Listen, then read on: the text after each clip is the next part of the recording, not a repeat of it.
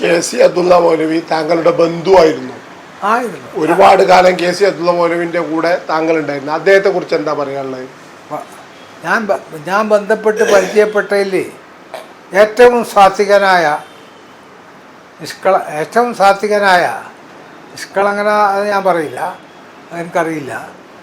പിന്നെ തക്കുവുള്ള ഇസ്ലാമിക അവബോധം നല്ലോണമുള്ള, സുന്നത്തിനെക്കുറിച്ചൊക്കെ നല്ല കാഴ്ചപ്പാടുള്ള, അത്തരം വിഷയങ്ങളിൽ ഒരു പോയിന്റിലും വഴിതെറ്റിപ്പോകാത്ത ഒരു വ്യക്തിത്വമായിരുന്നു. 30 കൊല്ലം അടുത്ത ബന്ധമുണ്ട് എനിക്ക്.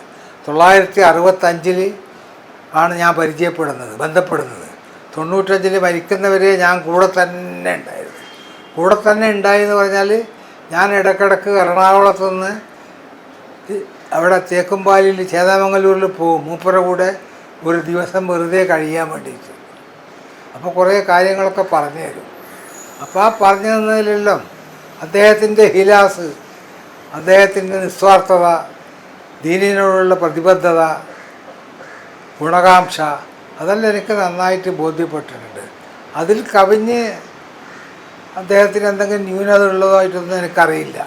അതിൻ്റെ അപ്പുറം ഞാനൊന്നും അടുത്ത് പെരുമാറിയിട്ടില്ല.